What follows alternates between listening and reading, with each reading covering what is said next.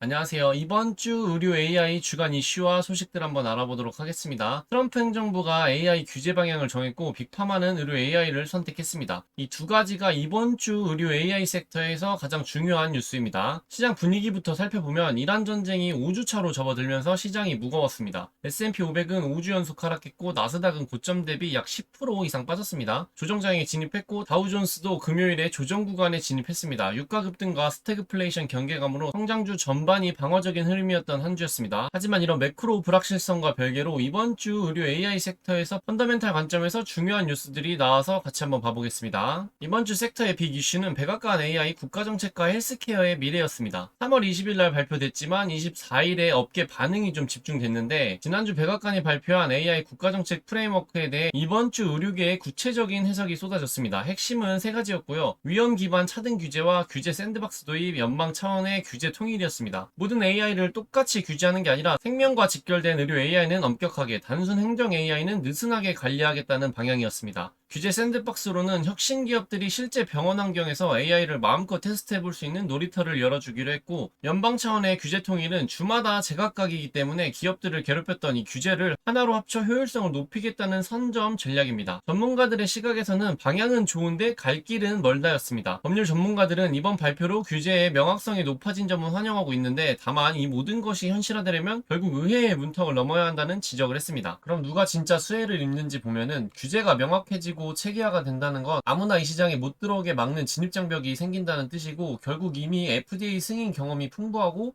수백 개의 논문으로 임상 검증을 마친, 이미 입지를 굳히고 있는 이런 선두 기업들에게는 절대적으로 유리한 구조가 만들어지고 있습니다. 이 의료 AI라는 게 나온 지가 그렇게 오래된 개념이 아니거든요. 이제 AI가 막 엄청나게 막 좋아지고 하니까 그 다음에 이게 의료에 붙으면 어떻게 될까 해서 섹터가 불었던 거기 때문에 이제 초기 단계라고 보시면 됩니다. 이 의료 AI는. 그래서 미래가 기대되기 때문에 높은 밸류를 평가받았다가 지금 시장이 안 좋으니까 일단 이런 밸류들이 다 사라지고 있는 과정인 거예요. 그래서 리스크랑 관전 포인트를 보자면은 아직은 권고안입니다. 실제 법 제약까지 시간이 얼마나 걸릴지 불투명하고 정치적 상황에 따라 내용이 바뀔 가능성도 있습니다. 관전 포인트로는 앞으로 의회의 입법 속도와 함께 실무기관인 FDA가 얼마나 구체적인 AI 가이드라인을 내놓는지가 핵심이라고 보여지고 있습니다. 다음은 아마존의 커넥트 헬스 출시입니다. 빅테크 3사의 헬스케어 AI 참전 완료인데 이게 이제 3월 5일 공식 발표했는데 이거에 관련된 반응 기사가 3월 24일 날 나와서 가져와 봤습니다. 무엇을 출시했는지 보자면은 아마존에서 헬스케어 전용 에이전트 AI 플랫폼인 아마존 커넥트 헬스를 공식 출시했습니다. 미국 의료정보보호법을 준수하는 안전한 플랫폼으로 환자 신원 확인부터 예약관리, 의료 코딩, 자동화까지 병원 행정의 모든 것을 AI 에이전트가 대신 처리해줍니다. 이로써 오픈 AI, 엔스로픽에 이어 아마존까지 헬스케어 AI 시장에 깃발을 꽂았습니다. 아마존 같은 빅테크는 현재 행정과 워크플로우 효율화에 집중하고 있습니다.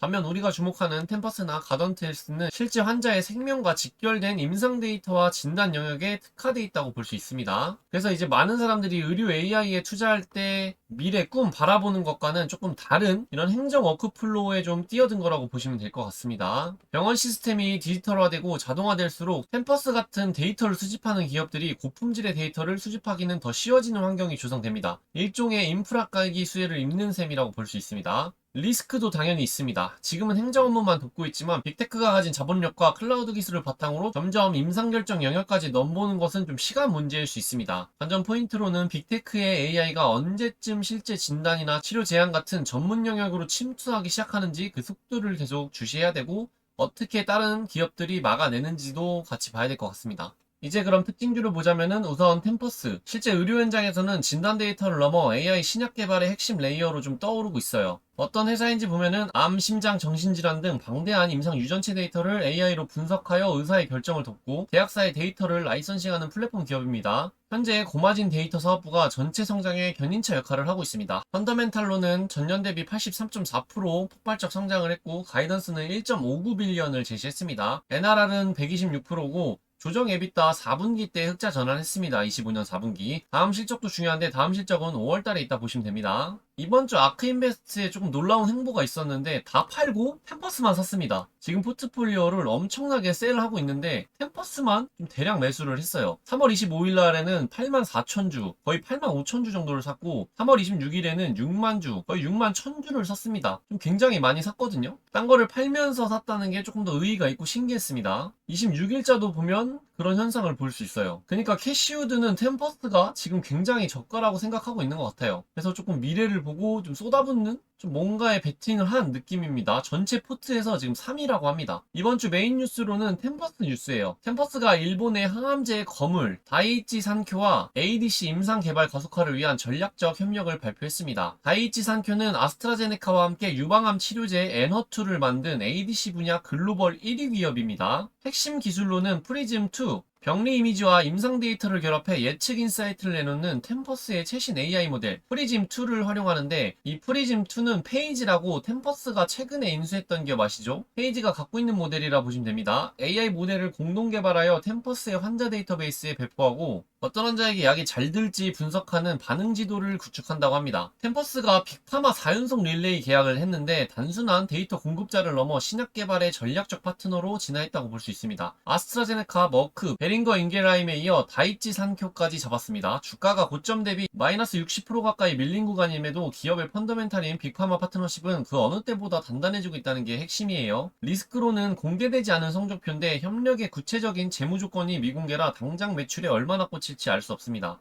이게 알 수 없으면 밸류 평가가 조금 애매해지긴 해요. 또한 아직은 개념 증명 단계라 실제 상업적 성과로 이어지기까지는 시간이 더 필요할 것 같습니다. 계속 말씀드리지만 템퍼스에게는 좀 시간이 필요할 것 같다, 이렇게 계속 생각하고 있습니다. 모니터링 포인트로는 이제 실적 발표 때 어닝콜입니다. 다이치 산쿄 협력에 구체적인 코멘트가 나오는지 확인해 봐야 되고, 아스트라제네카 파운데이션 모델의 업데이트 소식을 체크해 봐야 됩니다. 이것도 뭐 당연히 이제 5월 달에 실적 발표 때 기대해 볼 수 있는 거겠죠. 이번 ADC 공동 개발 모델의 초기 결과 공개 시점이 주가의 단기 모멘텀으로 작용할 수도 있습니다. 다음 특징주로는 가던트 헬스입니다. 베라나 헬스와 가던트 헬스가 데이터를 활용한 정밀의학 발전을 위해 파트너십 체결했다는 소식이고, 가던트 헬스가 어떤 회사인지 보자면은 액체 생검 분야의 선두주자입니다. 환자의 혈액만으로 암세포의 유전체 정보를 읽어내어 최적의 치료제를 골라줍니다. 최근에는 대장암 조기 검진 시스템인 쉴드를 통해 일반인 스크리닝 시장까지 장악하고 있는 기업입니다. 전년 대비 33% 성장했고 가이던스로는 26년 30% 성장이 예상돼 있습니다. 온콜로지 실적으로는 25년 온콜로지 매출 YOY 전년 대비 26% 상승을 했습니다. 최근 행보로는 인수권 하나 있고 그 인수로 인해 진단 파이프라인을 더욱 확장했습니다. 이번 주 가던트 헬스는 의료 데이터 전문 기업인 베라나 헬스와 대규모 데이터 결합 파트너십을 발표했습니다. 베라나가 보유한 9,500만 명 이상의 환자 기록과 가던트 헬스의 정밀 유전체 데이터를 하나로 합쳤고, 놀랍게도 현재 상위 20개 빅파마 중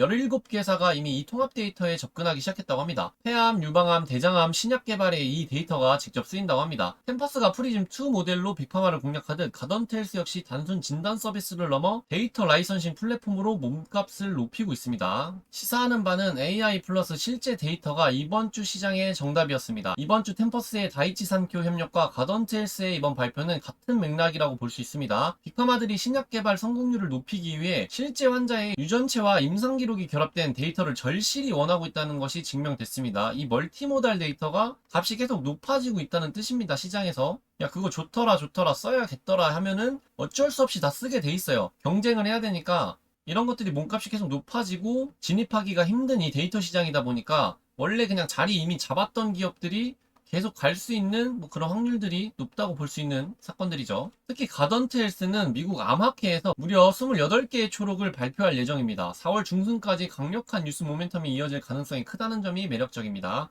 뭐 이런 본질에 대한 좋은 점들이 계속 있지만 지금 시장이 워낙 좋지 않으니까 뭐 단기적으로는 결국에 이 주가들을 해결해주는 거는 지정학적 이슈와 금리에 대한 불안감이라든지 뭐 그런 것들이 해결이 돼야 뭔가 주식의 방향이 나올 것 같습니다. 리스크로는 갭 흑자 전환 전 단계예요. 그렇기 때문에 파트너십의 실제 매출 기억까지는 시간이 필요하고 재무 조건이 미공개입니다. 모니터링 할 것은 미국 암학회 발표 결과고 빅파마 추가 데이터 라이선싱 계약 여부가 또 중요합니다. 이런 것들이 이제 실적 발표 때 이야기들이 나와요. 그런 것들을 보면서 좀 시계열을 조절해야 될 것 같습니다. 이번 주 의료 섹터 소식들을 보면서 빅파마가 AI 파트너를 고르는 기준이 좀 바뀌었다라고 느껴졌는데 단순 소프트웨어를 넘어 데이터의 깊이가 좀 승부처가 될 것 같습니다. 빅파마가 선택한 선택하는 세 가지 핵심 역량이 있는데 압도적 데이터 규모, 멀티모달 통합 능력, AI 추론 및 분석력입니다. 수십만 명 이상의 실제 환자 데이터, RWD 보유 여부가 필수이고 유전체 정보, 병리 이미지, 임상 기록을 하나로 묶어 분석하는 기술력을 요구합니다. 그래서 그냥 데이터가 아니라 이 합쳐진 멀티모달 데이터가 이거보다 한 단계 위에 있는 데이터라고 보실 수 있어요. 축적된 데이터를 바탕으로 신약 개발의 성공률을 정교하게 예측해야 한다고 합니다. 그래서 이 세 가지가 있는 기업과 빅파마들이 파트너십을 체결하고 협력하고 돈을 지불하고 있는 것들이 보여지고 있습니다. 그래서 지금 시장 노이즈와 대비되는 진짜 해자를 보면은 주가는 지금 하락하면서 고전하고 있고 욕을 많이 먹고 있습니다. 그러나 기업의 본질적인 경쟁력은 오히려 강화되고 있어요. 템퍼스는 아스트라제네카, 머크, 베링거 인게라임을 넘어 이번 주 다이치 산큐까지 4연속 대형 계약을 성사시켰습니다. 근데 여기서 문제점은 이게 매출로 진짜 얼마나 꽂히고 뭐가 어떻게 되게 많이 뭐가 된다, 숫자로 찍힌다, 이게 좀 없는 게 아쉽고 리스크라고 꼽을 수 있어요. 가던테일스는 베라나 파트너십을 통해 상위 20개 빅파마 중 17개사의 데이터를 공급하는 강력한 네트워크를 구축했습니다. 시장이 단기적인 가격 변동에 반응하는 동안 이들 기업은 신약 개발 플랫폼으로서의 점적 해자를 착실하게 쌓아가는 중입니다. 다음은 아마존, 구글, 마이크로소프트 같은 빅테크가 병원 행정 AI 시장에 진입하고 있는데 신약 개발용 임상 AI와는 영역이 명확하게 구분이 됩니다. 진입 장벽으로는 수백만 환자의 실제 데이터와 수년에 걸친 추적 기록, 종양 샘플 분석 데이터는 자본력만으로 단기간에 구축할 수 없는 현실적인 장벽이 있는 영역입니다. 병원 행정을 혁신하는 빅테크와 달리 임상 데이터의 깊이가 가진 템퍼스나 가던테일스의 경쟁 우위는 당분간 확고하게 유지될 것으로 보입니다. 그래서 얘네들이 돈 벌고 밸류 평가를 다시 받으면서 상승 모멘텀 타고 올라갈 때는 예전보다 당연히 더 좋아질 수 있는 충분한 환경이 갖춰졌다고 생각을 합니다. 이제 뭐 주가가 올라갔다고 회사가 좋은 게 아니고 내려갔다고 그 회사가 안 좋아서 망하는 거는 당연히 아니고 본질이 있으면은 왔다 갔다 하면서 결국에 어느 선에서 만나는 게 이게 제가 알고 있는 주식이긴 합니다. 이제 이 과정들이 되게 괴롭고 뭐 신나는 순간도 있고 이러겠지만 결국에는 이 가치가 어디 있느냐를 자기가 잘 평가해서 투자하는 게 좀 중요한 포인트지 않나 싶습니다. 멤버십 영상에서 이제 기업 주가나 투자 포인트, 투자에 대한 얘기를 더 많이 하면서 항상 하는 얘기지만 지금 40불 때도 뭐 비싸다 하는 분들도 있습니다. 전문가도 있고 30불도 비싸다. 야 20불도 그거 비싼 거다. 이건 더 떨어져야 된다. 이렇게 바라보는 전문가나 투자자들이 있고 무슨 소리야 70불 이것도 지금 부족해. 지금 시장이 안 좋아서 그래. 이거 올라갈 거야 더. 100불 당연히 넘는다. 이렇게 보는 사람이 있습니다. 맞고 틀리고는 어차피 몰라요. 나중 가봐야 하는 거고 여기서 변하지 않는 게 있다면 회사의 본질일 뿐입니다. 이 회사가 지금 얼마나 어떻게 하고 있고 앞으로 얼마나 벌 건지 거기에 초점을 맞춰서 가는 게 좋을 것 같습니다. 다음 주 좀 살펴보고 끝내보자면은 다시 돌아온 고용의 시간입니다. 경제 지표가 나와요. 다음 주는 고용 관련 굵직한 지표들이 2개 정도 대기하고 있는데 제조업 PMI랑 비농업 고용보고서입니다. 지난 2월에 고용보고서가 마이너스 92,000명이라는 충격적인 수치를 기록했는데 3월마저 부진할 경우 이란발 유가 상승과 맞물려 스태그플레이션 시나리오가 힘을 얻을 수 있습니다. 아직 갭 기준 흑자 전환 전인 성장주들은 이러한 금리 및 매크로 환경 변화에 특히 민감하게 반응하므로 결과 확인이 필수적입니다. 오늘 영상은 여기까지고요. 제가 주말에 개인적인 사정이 있어가지고 조금 영상이 밀리고 늦어진 점 정말 죄송하고요. 이번 주 멤버십 영상에서 또 한번 조금 더 자세히 다뤄보도록 하겠습니다. 오늘 영상 여기까지고요. 의료 AI 섹터에 투자 중이시거나 제 영상이 마음에 드셨다면 좋아요와 구독, 댓글 많이 부탁드리겠습니다. 감사합니다.